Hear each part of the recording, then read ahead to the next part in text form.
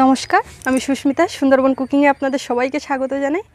বন্ধুরা, একটু পুঁইশাক গাছ ঠিক করছিলাম। এগুলো এবারে চালে উঠবে। গতবার প্রচুর পুঁইশাক হয়েছিল, কিন্তু এবার পুঁইশাকের ফলন বিশেষ ভালো না। এই চাল থেকে ওই চালে উঠেছিল, তার উপরেও সেখানেও উঠে গেছিলো। নিজেরাও খেয়েছিলাম, পাড়ার লোককেও বিলি করেছিলাম। বন্ধুরা, আজ সম্পূর্ণ নতুন একটি রেসিপি বানাবো। চলুন রান্নার কাছে যাই।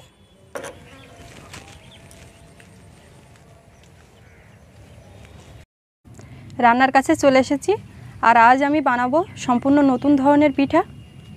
এখানে নিয়েছি 1 বাটি ময়দা। ময়দাটা প্রথমে চেলে নেব।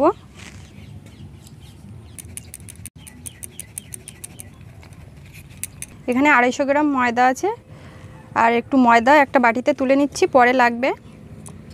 এবার এর মধ্যে দিচ্ছি স্বাদ মতো লবণ, 1/2 চামচেরও কম একটু বেকিং সোডা, 2 চামচ দেব গুঁড়ো দুধ,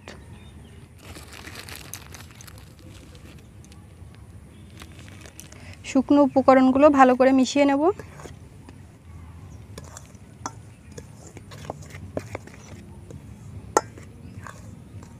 দিয়ে দিচ্ছি 2 চামচ ঘি।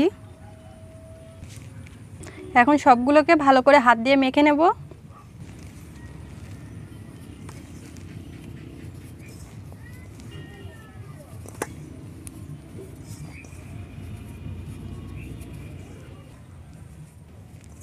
সবগুলো হাত দিয়ে মেখে নিয়েছি।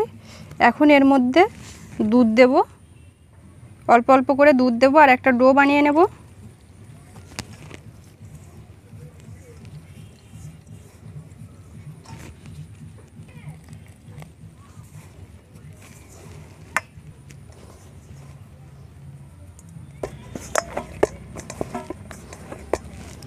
ডোটা রেডি হয়ে গেছে। ডোটা কিন্তু একটু সফট হবে। এটা সেট হওয়ার জন্য 10 মিনিটের জন্য চাপা দিয়ে রাখছি। ততক্ষণ হাতটা ধুয়ে নেব।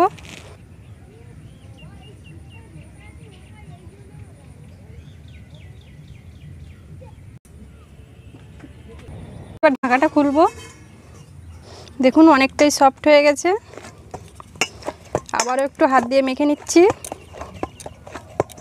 এখন এর থেকে একটু বড় বড় করে লেচি কেটে নিচ্ছি।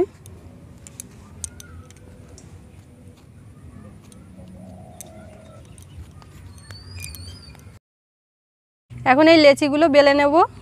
আগে থেকে যে ময়দা তুলে রেখেছিলাম একটু ছড়িয়ে নিচ্ছি থালার উপরে, নিয়ে একটা লেচি নিয়ে বেলে নিচ্ছি।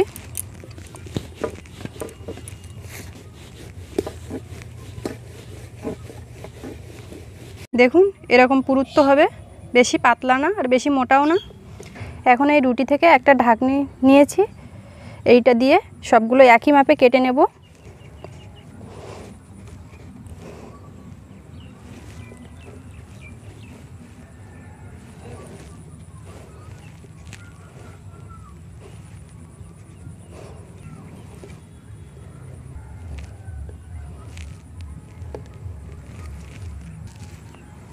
এবারে একটা একটা করে সাজিয়ে নেব।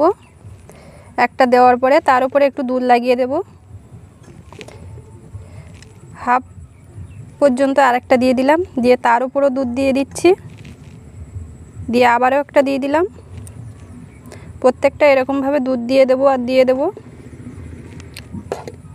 এবার এই পাশ থেকে ধরবো, ধরে উল্টে ঘুরিয়ে নিয়ে আসবো।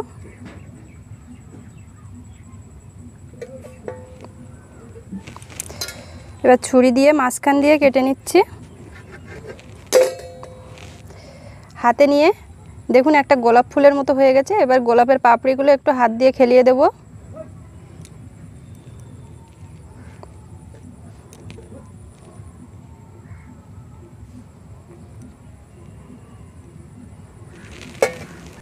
একইভাবে বাকি সবগুলো পিঠা করে নিচ্ছি। সব গোলাপ ফুল পিঠাগুলো বানাতে বানাতে বাইরে বৃষ্টি চলে আসলো, যে কারণে ঘরে চলে এসেছি। এখন পিঠাগুলো কমপ্লিট করব। এখন একটা চিনির সিরাপ বানিয়ে নেব।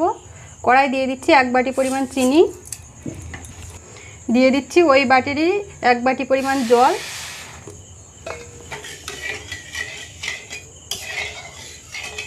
খুব সামান্য দিয়ে দিচ্ছি এলাচের গুঁড়ো। চিনির সিরাপটা আমার ফুটে উঠেছে, 2 মিনিট ফুটিয়ে নেব, একটা চটচটে শিরা তৈরি করে নেব। এবার গোলাপ পিঠাগুলো ভেজে নেওয়ার জন্য কড়াই দিয়ে দিচ্ছি তেল। এখন একটা একটা করে গোলাপ ফুল তেলের মধ্যে দিয়ে দেব।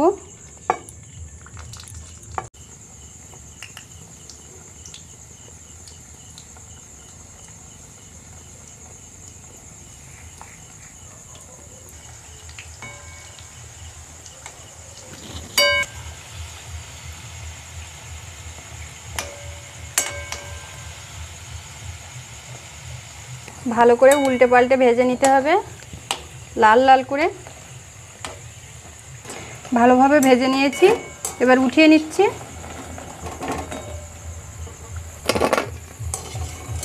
একইভাবে বাকিগুলো ভেজে নিচ্ছি। প্রথমে যেগুলো ভেজে নিয়েছি সেগুলো রসের মধ্যে দিয়ে দিচ্ছি।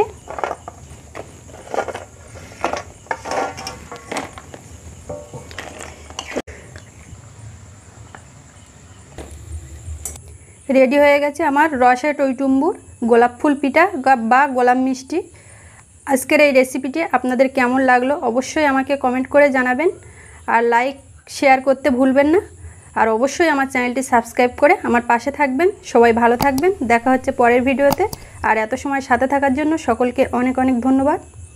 রেডি হয়ে গেছে।